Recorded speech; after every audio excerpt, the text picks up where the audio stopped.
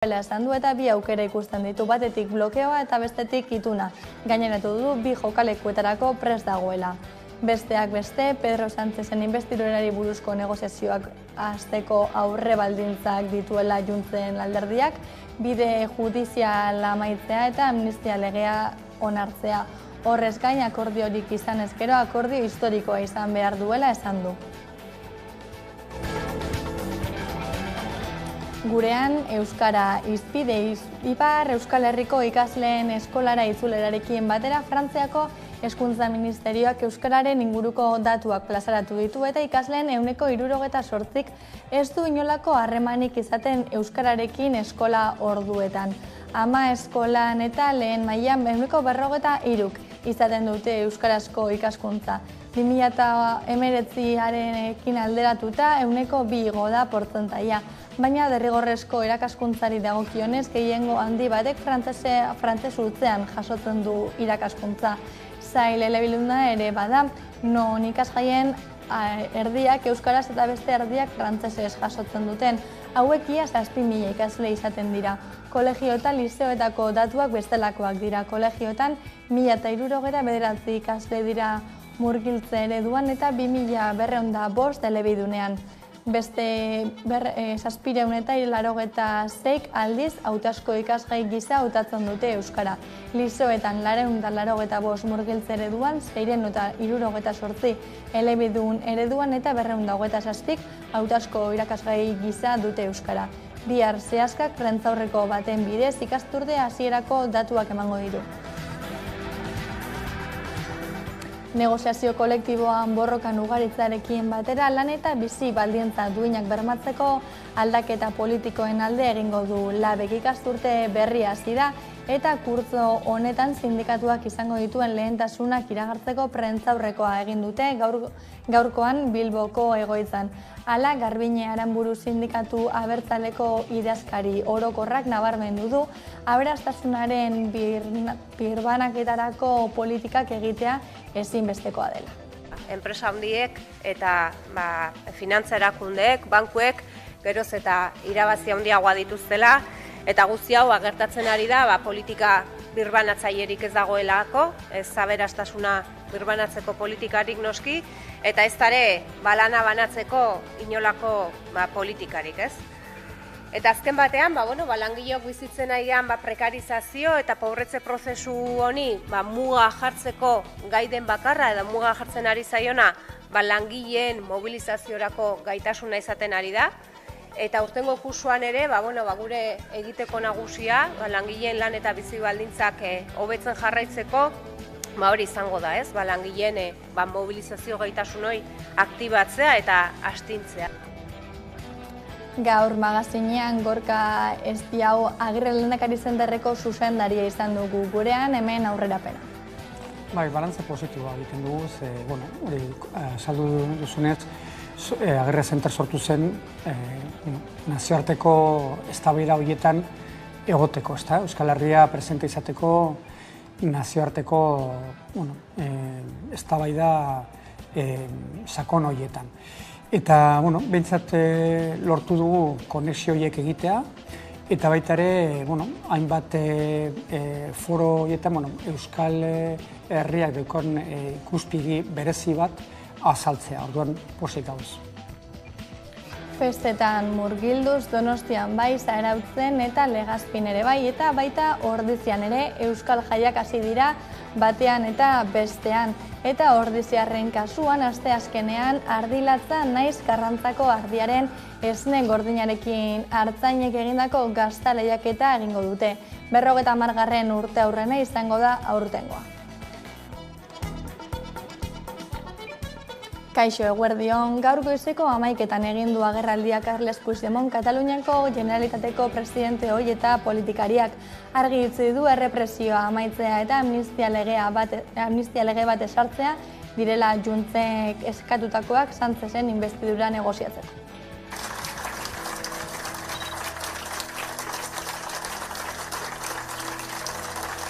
Que si hi ha acord, aquest ha de ser un acord històric.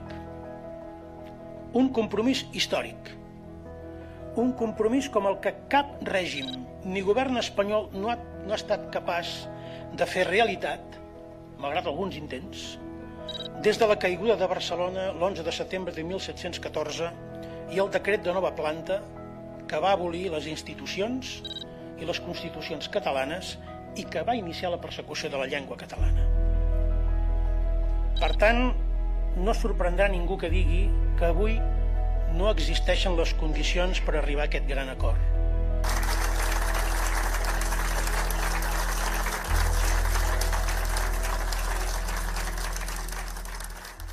Gaurko agerraldi honen bezperan, Carles Puigdemont eta Yolanda Díaz Bruselan elkartu dira.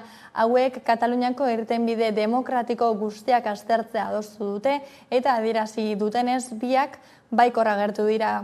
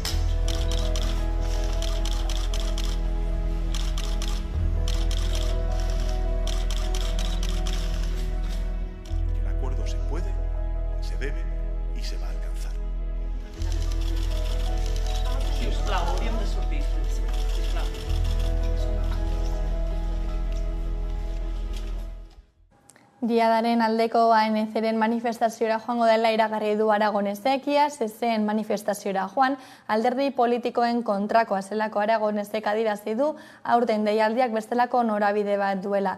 Inbestidura dela eta Espainiako estatuari presio egitera bideratu dutela argudiatu du.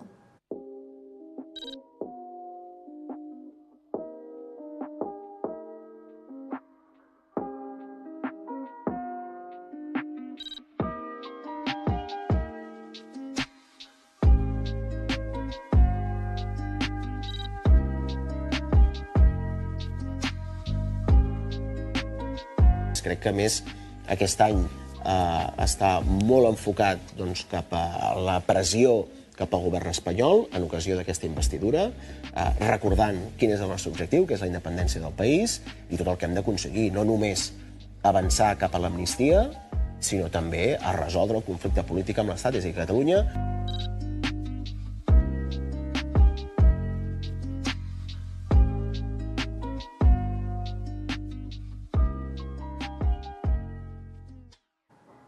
Gurera bueltan atzo Bilbon, AEKak agerraldia egin zuen 2023-2024 matrikulazio kanpainaren berri emateko.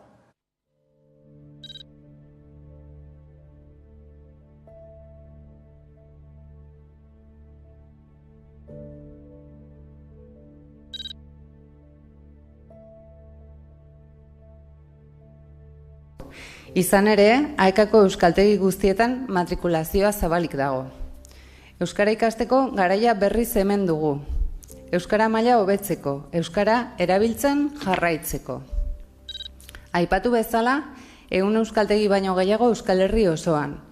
Eta horien bidez, beste 11 herritara iristen gara. Baita euskara ikasi nahi duten enpresetara eta elkarteetara ere. Online ikastaroen bidez, gainera, herritarra dagoen txokoraino heltzen gara. Beraz, hurbil, herritarrak urrun heltzeko.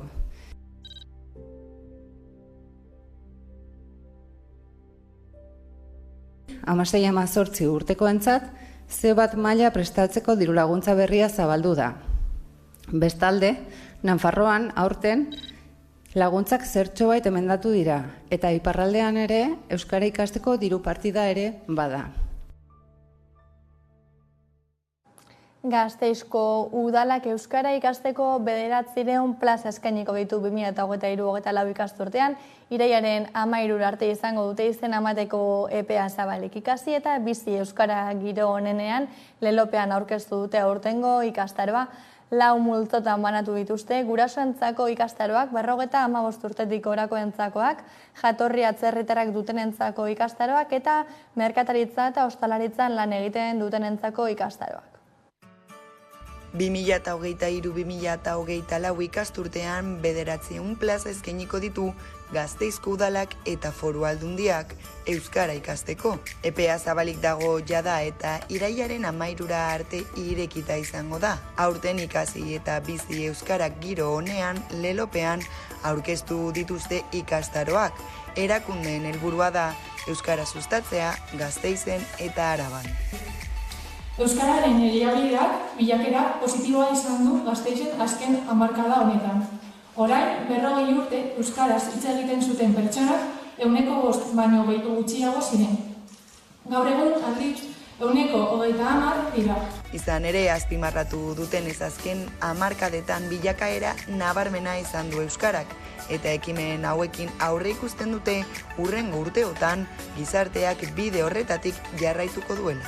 Ikastaroak 4 multzotan banatzen dira. Gurasoentzako ikastaroak 166 orduko ikastaroa da eta astero 2 orduko 3 saiotan banatuta dago. Urritik maiatzera egingo dira eta matrikula arrunta 122,4 euroko da. Bigarren multzoaren kasuan, hau da, 55 urtetik gorakoentzako ikastaroak, 12 ikastarotik 4 bizantzareko zentroetan izango da. Ikastaroaren prezioa 52 eurokoa da.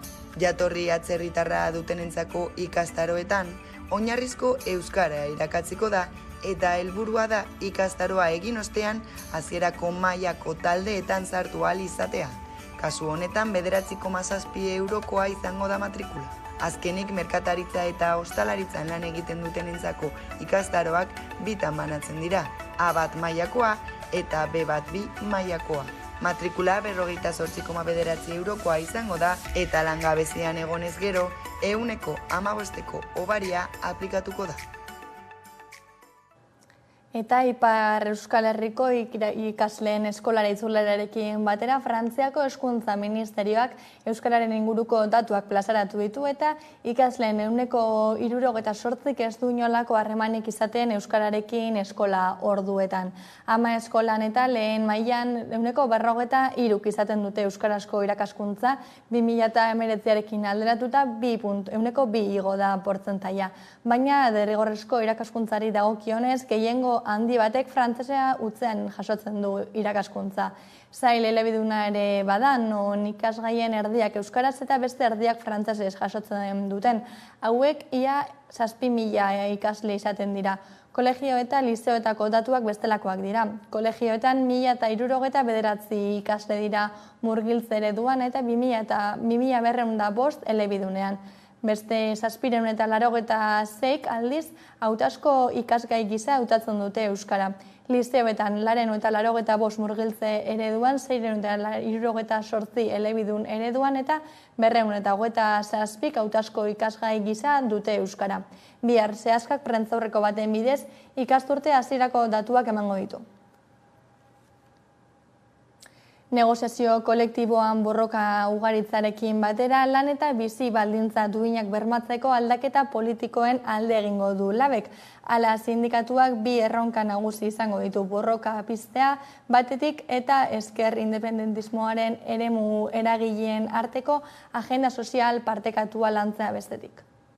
Egunon.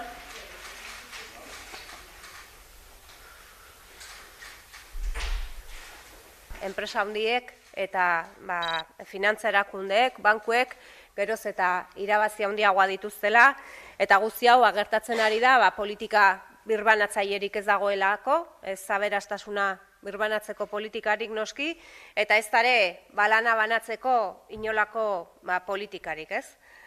Eta azken batean, langileok bizitzen aigean prekarizazio eta pobretze prozesu honi muga jartzeko gaiden bakarra edo muga jartzen ari zaiona langileen mobilizaziorako gaitasuna izaten ari da. Eta urtengo kursuan ere, gure egiteko nagusia, langileen lan eta bizi baldintzak hobetzen jarraitzeko, hori izango da, ez? Langileen mobilizazio gaitasun hori aktibatzea eta astintzea. Eta testuinguru politikoa ere baliatu nahi degulako langileen aldarrikapenak agenda politikoan kokatzeko eta baita ere aldaketa politiko horiek, politika publikoetan ere aldaketa horiek bultzatzeko. Eta azkenean, argi geratu dena da, langileok badaukagula ahalmena patronalaren aldeko politikak egiten dituztenak zigortzeko eta langileon aldarrikapenak agenda politikoan kokatzen dituztenai, bestelako jarrera bat izateko, ez? Iruñara egingo dugu salto orain, Nafarroako Korreoseko garbitzaileak greba mugagabean dira abuztuaren 28-tik, besteren artean nominen ordainketaren atzerapenagatik. Leire, konta iguzu nondik norakoak eta zer den langileek eskatzen dutena. Pasaden astetik greban dira Nafarroako Korreoseko garbitzaile guztiak, plantillaren 100%. Izan ere, abenduaren 15ean limpiezas.Cordoba enpresak hartu zuen Korreoseko garbiketaren kudeaketa. Eta ordutik, irregulartasunak besterik ez dituzte salatu langileek. Nomina kobratzerakoan atzerapenak, udako aparteko ordainsaria ez dutela jaso, eta noski greba bukatzerakoan haiek garbituko beharko dutela pilatutako zikinkeria guztia. Kontzentrazioa egin zuten atzo gure gibelean dagoen Korreoseko Iruñako egoitzan, Sarasate pasealekuan, eta momentuz ere aipatzekoa da Galizia eta Errioxako langileak ere batu direla greba honetara. Berriz ere kontzentrazioa Sarasate pasealekuan. Limpiezas.Cordoba enpresako langileak dira. Korreosek Nafarroan dituen bulegoak garbitzeko zerbitzuaren esleipedunaren enpresapean garbiketa zerbitzuan aritzen diren garbitzaileak. Izan ere, greba mugagabean hasi ziren agorriaren 28an. Nominen ordainketa atzeratzeagatik protesta egiteko. 50 langileak uztailan hasi ziren elkarretaratzeak egiten Iruñeko Korreosen egoitza nagusiaren aintzinean. Soldatak berehala ordaintzea eskatzeko eta gainera agorriaren ondarrean greba mugagabean hasi ziren. Horretaz gain, langileek salatzen dute Limpiezas.Cordoba enpresak garbiketaren kudeaketa hasi zuenetik irregulartasun haunitz izan duela. Sí, en principio que nos paguen todo lo que nos deben. Pero nosotros lo que queremos es que Correos les rescinda el contrato por todas las irregularidades que durante estos días ya os hemos ido comentando. Langileek ez dute udako aparteko ordainsaria jaso. Ez joan den uztaileko soldata, ez da agorrileko nomina ere. Horri maiatzetik izandako atzerapenak gehitu behar zaizkio eta soldataren ordainketan izandako akatsak. Momentuz beraz, garbitzaileak borrokan, Nafarroan. Eta Glavista Autoglas langileek erakundei laguntza eskatu diete enpresaren itxiera saihesteko. Urtarriletik Klaudion kokatuta dagoen Glavista Autoglas enpresako langileak hartzekodunen konkurtsoan daude eta aldi baterako enplegu erregulazio espedientea hilaren 30ean amaitzen da. Uztailean interesa zuen enpresa bat azaldu zen, baina Estatu Batuetako Guardian enpresak oztopatu zuen negoziazioa izan ere, 2020an Guardianeko jatorriko enpresak langileak eta makinak saldu zituen, baina lursaiak ez gauzak horrela, ezin da prozesua aurrera eraman eta 240 langile kaleratuko dituzte. Autoglas Glavista enpresak aizetekoak fabrikatzen ditu eta Aialan Laudion 240 langile ditu. Jatorriko enpresa Guardian da, baina 2020an enpresa banandu zuen Suitzako talde inbertitzaile bati saltzeko. Hala ere soilik saldu zituen langileak eta makinak eta lursaien titulartasuna oraindik Guardian enpresakoa da. Urtarrilean hasi ziren arazoak Laudioko enpresan, hartzekodunen konkurtso batean sartu ziren. Zenbait hilabeteren ostean enpresa bat azaldu zen, Javier García gidatzen zuena hain zuzen ere, hau da, Guardianeko zuzendarioia. Garziaren asmoa zen enpresak aizedekoak fabrikatzen jarraitzea, baina Estatu Batuetako guardianek oztopatu du. Lur zaien titulartasuna ez du saldu nahi, beraz enpresa berriak ezin du prozesua aurrera eraman. Autoglas Glavistako langileek zenbait mobilizazio egin dituzte egoera salatzeko. Izan ere 240 langile ditu enpresak eta hilaren 30ean aldi baterako enplegu espedientea amaitzen da. Momentu horretan iraungitzeko erregulatzeko enplegu espedientea ezarriko da. Astelehen honetan enpresako langileak atera dira kalera Aialako pentsiodunekin batera laguntza eskatzeko. Erakundei batez ere Eusko Jaurlaritzari eskatzen diete parte hartzea. Hori dela eta, hilabete honetan bilduko dira Jaurlaritzarekin 240 langileen kaleratzea eta enpresaren itxiera saihesteko. Aiala eskualdeko ekonomiarako kolpe latza izango litzateke. Tubos Reunidos enpresan aldi baterako enplegu espedientea ezarri da eta 2021ean Balbo Spain enpresa itxi zuten besteak beste. 2016ko apirilean Leioako kampusean izandako manifestazio baten ondorengo istiluetan atxilotutako 5 grebalari epaituko dituzte irailaren 27an, guztira 39 kartzela urte eta 45.000 euroko zigor ekonomikoari egin behar diote aurre. Desobedientzia publikoa, autoritatearen aurkako atentatua eta lesioak egozten dizkiete.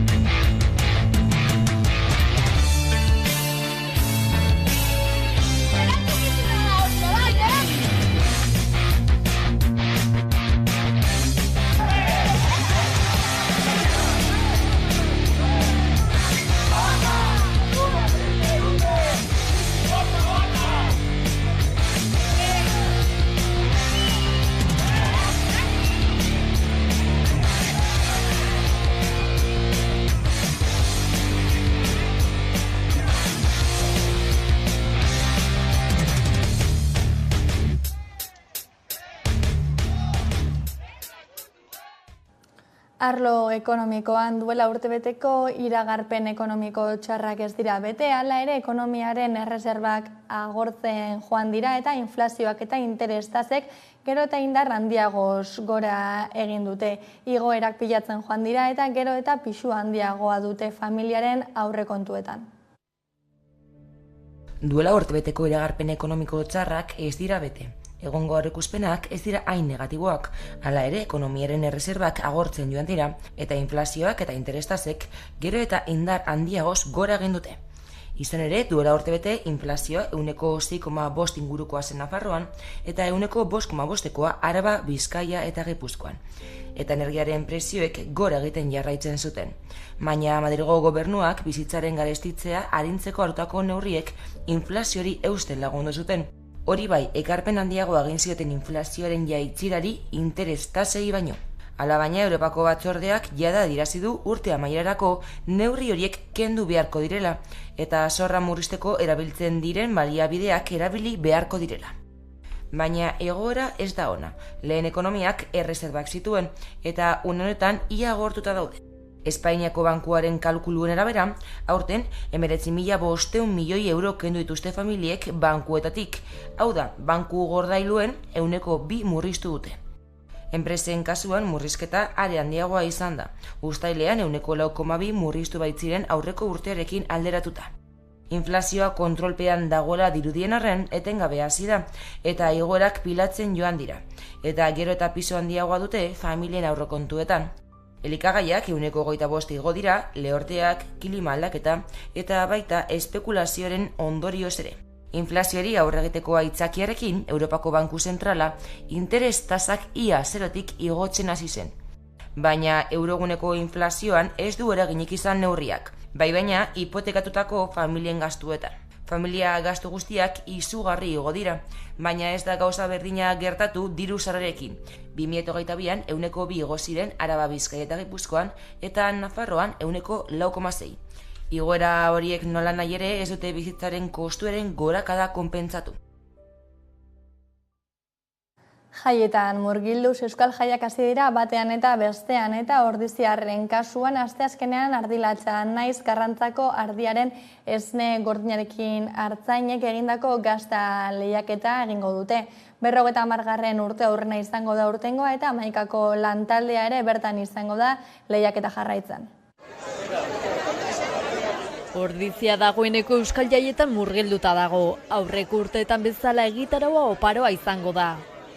Besteak beste hilaren 6an egingo den aparteko azokoa eta aurtengoan bere 50. urte hurrena ospatuko duen Latxa edo Karrantzako ardiaren esne gordinez egindako gazta lehiaketa azpimarratu behar dira.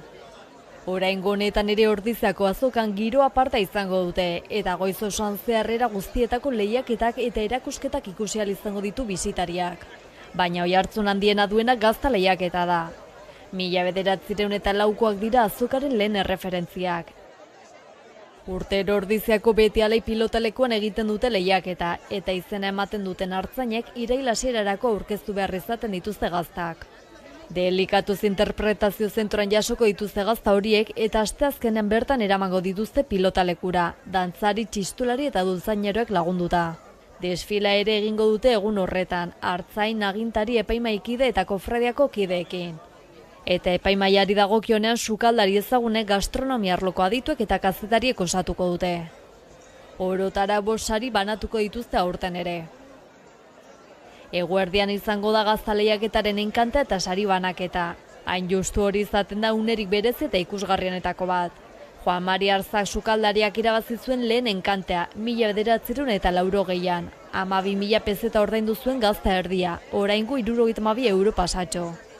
Iaz aldiz Bastidako mitarte bodegak erosi zuen Eli Gorrotxategi Basaindarraren eta Jose Mari Jauregi Lazkaotarraren gazta erdi irabazlea, 9.600 euro ordainduta. Ikusi beharko da urtengo enkantea zenbateraino heltzen den. Hori bai, enkantan jasotako dirua Ordiziako lagunkiro elkartera bideratuko dute, urtean zehar antolatzen dituzten ekintzetako gastuei aurre egiteko. Gaurkoan Gorka Espiau Agirre Lehendakari zenterreko zuzendari izan dugu gurean eguerdiko magazinean eta bere elkarrizketarekin utziko zaituztegu jarraian.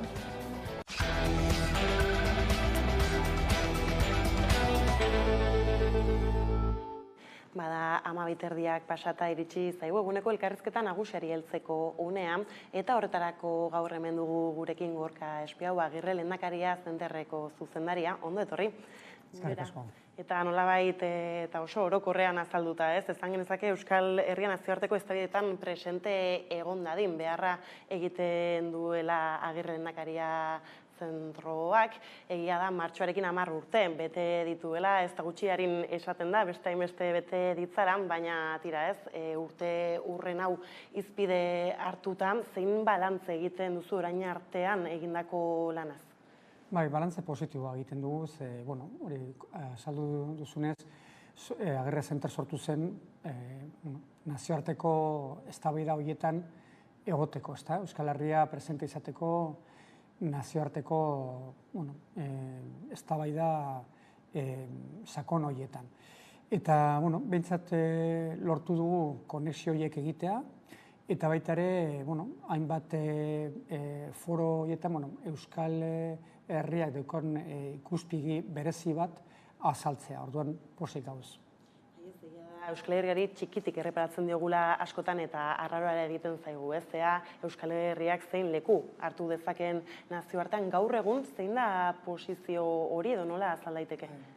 Euskal Herria berezia da, zentzu askotan, baina egia da nahiz eta oso txikiak izan, nahiko ambizio maila altua izan dugu historian zehar, gauzak egiteko eta eztabaida horietan parte hartzeko. Orduan, guretzat importantea da mantentzea ambizio maila hori. Orduan, momentu honetan giza garapen iraunkorraren inguruan dagozen eztabaida horietan, oso eztabaida importanteak direz, eguneroko arazo guztiekin lotuta daude, hau da, krisi klimatikoa, zahartze prozesuak, enplegua, ezberdintasuna, horrelako fenomeno guztiak giza garapen iraunkorrarekin lotuta daude. Orduan, guretzat importantea da jakitea nazioarte mailan eztabaida horietan zer esaten ari den, eta gero parte hartzea perspektiba propio bategaz. Bestela, egongo gara errepikatzen beste batzuk esaten dutena, eta badakigu horrelako irtenbide berriak bilatzeko erantzun propio bat eman behar diogu. Orduan, hori da saiatzen ari garena, ikasi eta baita ere gure iritzia emon. Premisa horri helduta, karo ez, aipatzen genuen hasiera nola zentroak berak 10 urte bete dituen, hasieratik ona aldaketa nabarmenik eman da? Bai, aldaketarik importantena gure ustez da, hasieran euskal eredua edo euskal kasua hitz egiterakoan oso jende gitxi hitz egiten zauen horretaz, ezta? Eta gaur egun Euskal Herrian bereziki iaia alderdi guztiak, hainbat sektore normaltasunez hitz egin dute horretaz. Oraindik ez dakigu zehatz-mehatz zer esan nahi duen, ezta? Baina behintzat kokatu egin dugu eztabaidan horrelako fokoa. Hau da, badago gauzak egiteko modu bat, historian zehar presente dena, eta modu hori etorkizunari begira izugarrizko balioa izan dezake, erantzun berriak planteatzeko. Orduan, lortu dugu balorea emon euskal eredu horreri, zientifikoki demostratu egin dugu horren atzean badagola evidentzia bat, hau da Euskal Herriak lortu duela transizio sozioekonomiko oso potente bat egin baldintza larrietan, eta horreri deitzen diogu euskal eredua. Hau da, zelan Euskaldunak lortzen dugun horrelako krisi sistemiko horiei erantzun ezberdina emotea. Lortu dugu pizkat hori demostratzea, eta gero hasi esperimentazio guneak sortzen. Hau da, ez dakigu Euskal Herriko hurrengo transformazioa zelan izango den, baina bai posiblea da esperimentazio guneak generatu eta elkarrekin hasi transformazio hori bultzatzen. Eta aipatzen duzunez, euskal eredu hori bada erraminta bat bere horretan nazioarteko eztabaidetan eragiteko, ala beste elementu batzuei erreparatzen zaie? Momentu honetan gauz 15 herrialde ezberdinetan lan egiten. Nazio Batuekin, Europar Komisioarekin, hainbat nazioarteko erakundekin. Eta erakunde guzti horiek ikusten dabe gure esperientzia adibide oso interesgarri bezala, munduan dagozen oso egoera ezberdinei erantzun propioak emoteko. Hori da interesantena. Ze ikusten dabe normalean krisi sakonak eta sistemikoak direnean, gu orain dela 40 urte bizitakoak bezalakoak, hau da krisi ekonomikoa, soziala, violentzia eta horrelako egoeretan dagozen herrialdeak, zailtasuna asko dauzkate transformazio bat egiteko. Guk lortu genuen egoera horretatik pasatzera, perfektua ez den beste egoera batera, baina giza garaupen iraunkor perspektiba batetik lortu duguna oso importantea da. Orduan, han dago interesa, ez hainbeste kopiatzeko guk egin duguna, ze herrialde bakoitzak bere soluzio propioak bilatu egin behar ditu, baina bai zelan, eta hori da euskal eredua, eta guk gure ustez horren atzean dago kultura bat, gauzak egiteko kultura bat, eta kultura da espresio bat, gizarte baten espresioa. Eta dago balore batzuekin lotuta. Hori da guk ikertu egin duguna eta gero praktikara eramaten duguna. Eta horren atzean dago, adibidez, berdintasunaren aldeko apostu bat. Hori momentu honetan esatea erraza da, baina gero praktika eroatea oso komplikatua. Eta hori da horren atzean ustez dago anizugarrizko aukera bat, euskaldunok nazioarte mailan horrelako eztabaidetan parte hartzeko. Aipatzen duzun guzti honi izena edo ere jarri duzue K faktorea, bera oker, ez banabil zein da benetan horren potentzialtasuna? Bai, K faktoreari deitzen dugu hori balio sistema horretara, ezta? Euskaldunok erabili dugun balio sistema espezifiko bat. Horren atzean zer dago, aipatu dudan moduen, berdintasunarekin konpromisu oso potente bat. Historian zehar ikusten dena eta oso espresio ezberdinak dituela. Ez bakarrik kooperatiba munduan edo euskararen munduan edo hainbat eta hainbat espresiotan. Guk uste dugu importantea dela hori hobeto ulertzea, hau da, erabaki estrategikoak hartzerakoan normalean balore sistema batekin lotuta daude, euskaldunak normalean balore sistema propio bat erabili dugu, berdintasunarekin lotuta, eta horrek ematen digu aukera hurrengo transformazioa pentsatzeko perspektiba horretatik. Hori da guk esaten duguna. Aukera ezberdinak ditugu, baina hurrengo transformazioa, Euskal Herriak behar dauen hurrengo transformazioa izan dezake besteak egiten ari diren bezala, hau da berdintasuna kontutan ezartzen, edo historian zehar egin dugun bezala berdintasuna kokatzen zentruan. Hori da guretzat K faktorea, K faktorearen indarra.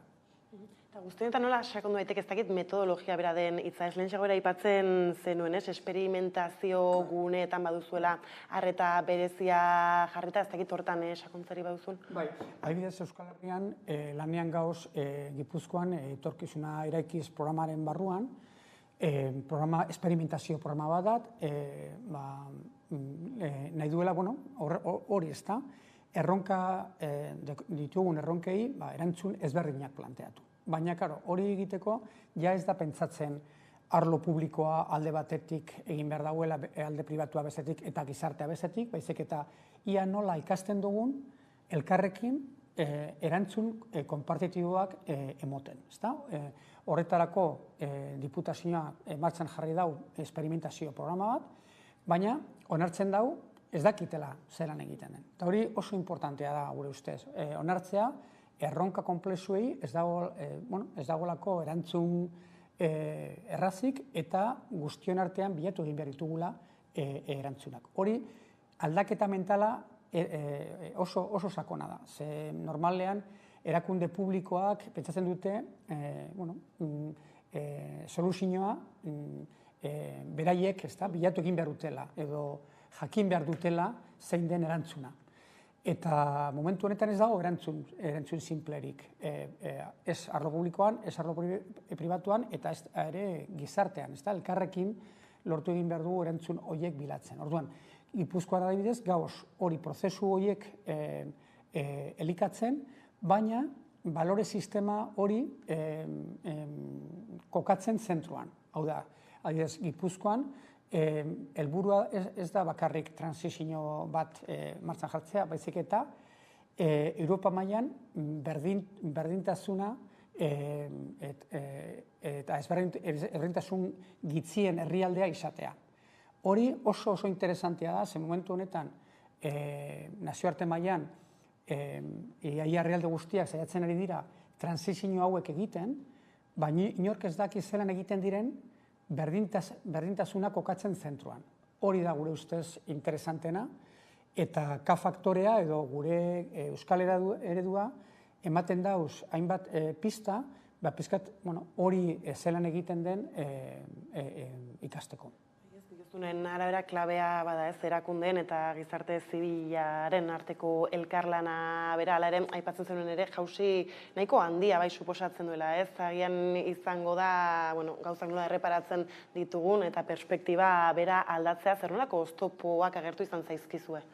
Aldaketa izugarria da, eta aldaketa mentala. Horrezegatik guk esaten dugu K faktorea zein garrantzitsua den. Ze batzuetan pentsatzen dugu arazoa dela dirua, ezta? Inbertsiorako aitasuna, edo arazoa dela legedia, edo arazoa dela ez dakiz zer, ezta?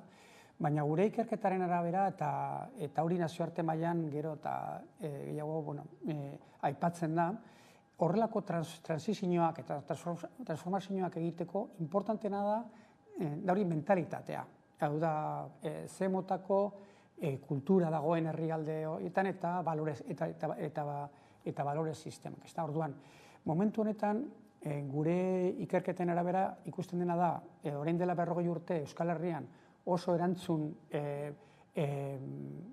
berritzaileak eman zirela, oso disruptiboak, oso potenteak izan zirena, baina, klaro, lortu egin dugu pizkat bizitza kalitatea igotzea. Ez gizartearen sektore guztietan, baina orokorrean hobetu da. Zein da arazoa, momentu honetan fokoa jartzen dugula, lortu duguna ez galtzean. Eta ez hainbeste transformazioan. Orduan, fokoa jartzen badiogu konserbatzean oso gizarte konserbatzailea izango gara.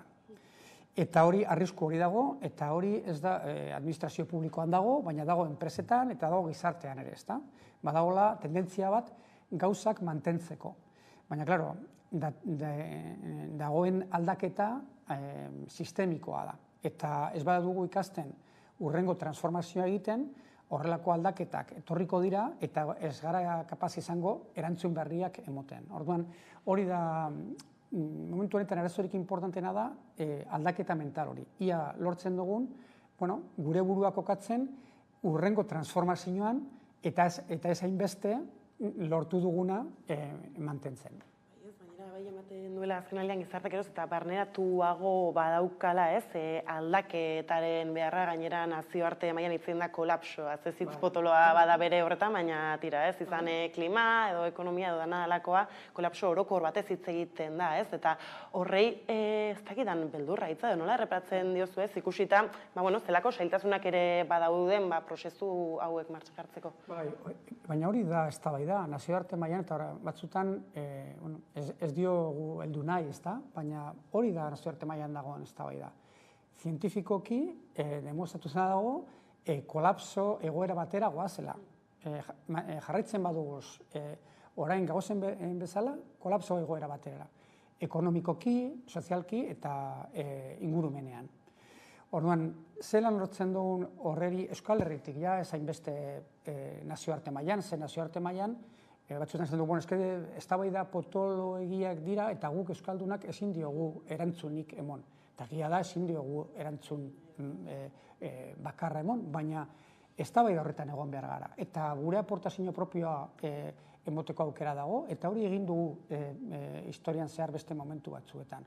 Orduan, importantea da, gure ustez, horrelako aldaketa sakonaren beharra, eta pizkat hitz egitea ze motako jarreraekin erantzuten diogun.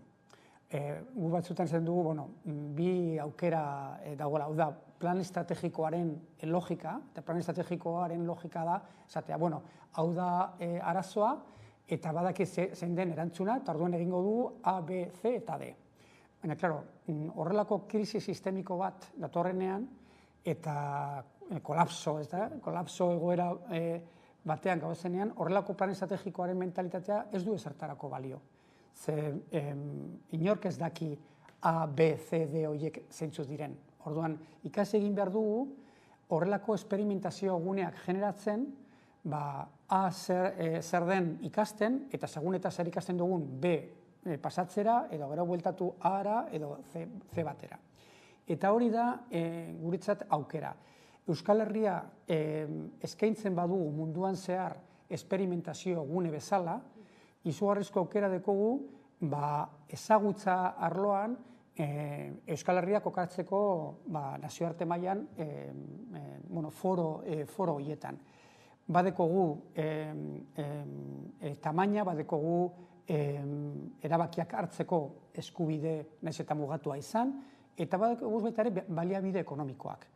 Orduan, gure apostua da, pizkat Euskal Herria kokatzeko nazioarte mailan esperimentazio gune aurreratu bezala. Eta horrek emango dugu aukera baita ere, horrelako mentalitateak aldatzeko.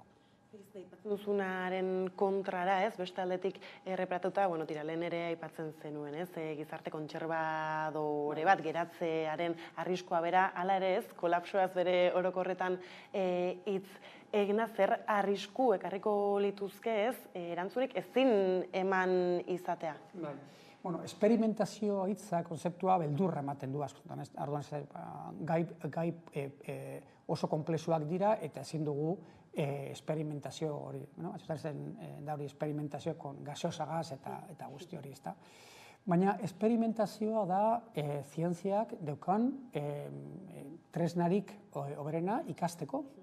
Orduan, planteatzen ari garena da esperimentazio gune zainduak planteatzea. Horrek ez du esan nahi orain hasiko garela esperimentatzen edozein arlotan eta inolako kriterio barik. Justo kontrakoa, guazen mantentzera funtzionatzen dauena eta guazen esparru bereziak generatzera esperimentazio eta ikasteko. Izan daiteke, adibidez, ingurumen arloan, baina izan daitezke oso gauza konkretuak, adibidez, automozio arloan. Automozio industria izugarrizko aldaketa batean dago, eta Euskal Herriak deko izugarrizko ezagutza arlo horretan.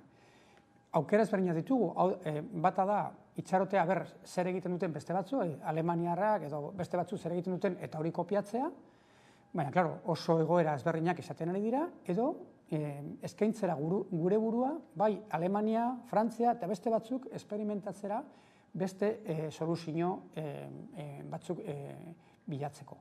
Eta, hori da momentu horretan izugarrizko aukera, arlo batzuetan egiten ari da, adibidez, etorkizunarek izen kasuan aipatu dudan bezala, baina beste arlo batzuk daude eta beste erakunde batzuk daude Euskal Herrian, adibidez, hezkuntzen arloan, Euskara bizi beharritzen prozesuan, Euskal Herrian esperimentazio gune izugarria izan da. Nahiz eta guk kontzienteak ez izan, egon gara gauzak probatzen. Eta orain gauz, nazioarte mailan hainbat herrialdekin ezagutza hori konpartitzen, eta jendea dator, eta gauz horrelako eztabaida horietan kokatuta mundu mailan erreferente bezala. Euskara munduan gertatzen den moduan, hori beste arlo batzutan bebai egin daiteke. Eta guretzat premiazkoa da, bestela, joango gara, beste batzuk planteatzen dituzten erantzunak adoptatzen. Beraz, aipatu dituzun guztiak aintzat hartuta nolabait ez laburbildu halko bazen, Euskal ereduak berak gaur-gaurkoz dituen erronka nagusiak batoz lotuta esperimentazio klabe horietan jartzearekin edo beste batzuk ere markatzen dituzue? Momentu honetan, gure ustez, erronka nagusiak dire alde batetik hori, aipatu den bezala, gure mentalitate propioa, eta gero, baita ere, esperimentazio gune horiek martxan jartzeko,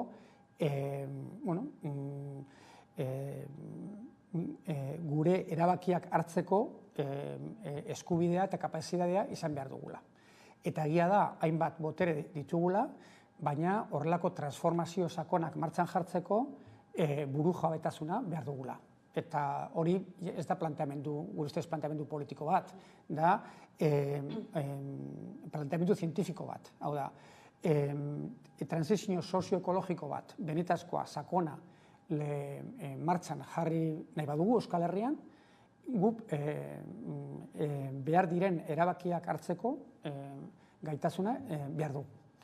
Hori zelan egiten den eta zelan eramaten den detailetara eztabaidotu daiteke. Baina momentu honetan ez dago herrialderik horrelako transizio bat egiteko aukera ekonik buru jabetza barik. Orduan, hori dira erronka, bai mentalitatea, alde batetik, gure mentalitatea propioa, eta oso autokritikoak esan behar garela berezekin momentu honetan, eta beste aldetik, gure erabakiak hartzeko gaitasuna. Ez, egia da eskema guzti horretan nahi ez pisu berezia bai hartzen dutela erakunde publikoek, ez, kazi barra batekin politikoek ere ezan halko genuke gaur egun justu gurean, ez, egoera nahiko konbultxo batean bai bizi garela krisi ezberdinek ere eragin dan, eta esango zenuken ez dakit ez, epe ertain batean erakundeak gurean prest daudela alako erronkei heltzeko? Bueno, gure ustez, erakunde publikoan eta alderdi politikoan gertatzen dena da gizartean gertatzen dena. Islabatzen dago, ez dago batzutan ez da, esaten da, ez dutela errepresentatzen. Gure ustez hori ez da egia. Momentu honetan Euskal Herrian bai alderdiak eta erakunde publikoak ordezkatzen dauten gizartean dagozen eritziak eta konportamenduak. Egia da, aipatu dugun bezala, maigainean ditugun erronkei erantzunak emoteko, bakarrik arlo publikotik edo arlo pribatutik ezin dela erantzun. Orduan, ikasi egin behar dugu elkarrekin, gauzak beste modu batean egiten. Adimen kolektiboa aipatzen dugunean, horretaz hitz egiten ari gara. Baina, klaro, onartu behar da, alde batetik, arlo publikoak onartu egin behar dugu, eta alderdi politikoak onartu egin behar dute, beraiek bakarrik ezin dutela, eta hori egia da, kasu askotan ez dela ematen, orain dino, erakunde publiko asko, pentsatzen dute, badakitela zelan erantzun, eta hori ez da egia, eta gero arlo pribatuan bebai askotan funtzionatzen dau horrelako narratiba, berrikuntza arlo pribatuan bakarrik ematen dela, eta arlo publikoak egin behar dauena da enpresei lagundu, ezta? Eta hori ez da egia, zientifikoki bebai oso demostratu dago benetako berrikuntza arlo publikoa, arlo pribatua eta gizartearekin batera ematen dela. Eta hori bai dela sakoneko aldaketa. Eta bai hori, nik ez dute prozesu bada eta badagoz lehen aipatu bat adibide, baina oso importantea litzateke arlo publikotik bintzat onartzea beraiek bakarrik ez dakitela, gero arlo pribatua benetan aitortu berrikuntza ez dagoela bakarrik arlo pribatuan, bezik eta benetako berrikuntza elkarrekin ematen dela, eta gero azken zati hori da gizarte bezala zelan konektatzen garen benetako berrikuntza prozesuekin. Eta ez bakarrik gauza txikiak egiten, aldamenean, baizik eta benetan parte hartu benetazko eztabaidetan eta konpromesuak hartu baita ere esperimentazio gune horietan. Aipatu ditugu ez, erronka orokorrak, nagusiak zeintzuk diren ez, gure herria klabe horietan jartzeko. Bukatze aldera Gorka, zeintzuk liratezke ordea edo zer du eskaintzeko Agirre lehendakaria zenterrek ez, 10 urte beteta datozen hamarkadetan. Gure asmoa da alde batetik jarraitzea zientifikoki hobeto ulertzen euskal eredu hori edo ka hori zer den, eta sakondu horietan eta arlo operatibo eta pragmatikora erabaten, ez bakarrik arlo zientifikoan, baizik eta hori zelan eramaten den eguneko kontuetara. Eta gero, gure planteamendu da, jarraitu esperimentazio gune horiek generatzen, bereziki Euskal Herrian. Lehendabiziko hamarkada honetan egia da nazioarte mailan egin dugula lan gehiago Euskal Herrian baino, hori esaten dute normala dela, hasieran errazagoa dela kanpoan lan egitea etxean baino, baina orain Agirre Center sortu zen kontribuzio bat emoteko Euskal Herrian. Orduan, oreka bat lortu egin behar dugu, jarraituko dugu nazioarte mailan lan egiten, ze ikasten ari gara pila bat, eta baita ere Euskal Herrien esperientzia eramaten dugu foru horietara. Baina gure apostua da eta eskaintza da horrelako esperimentazio gune berriak generatzeko Euskal Herrian. Datozen esperientzia berri guzti horiek gertutik jarraituko ditugu Gorka, mila esker gurekin gaur tartetxo hau hartzearren, hurrengora arte. Iritsi gara albistegiaren bukaerara, hauek izan dira gaurkoan jasotakoak, hauek eta gehiago 11.eus ataria. Bihar arte.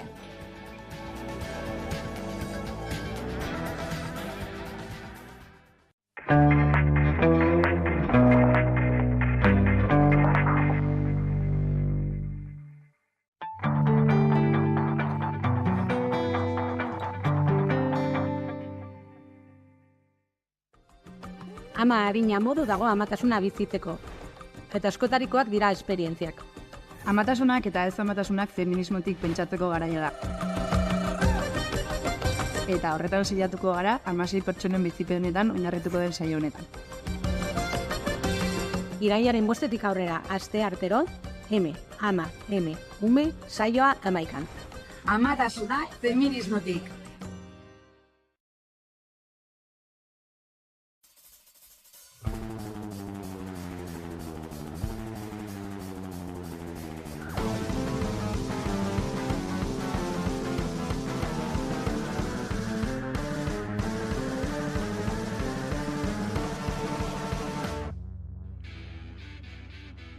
Hemen da, musika zuzenean telebista saioaren 219. atala. Erreportaje nagusia grabatzeko Bergaran izan gara. Bertan, Harria taldeko lagunekin egin dugu hitzordua, argitaratu berri duten lehen diskoa gertutik ezagutzeko. Izpitan atalera berriz, Jon Agirrebeitia gonbidatu dugu, Nevada taldeko gitarra jotzailea. Bere gustoko disko, areto eta kantuen berri aritu zaigu laburrean.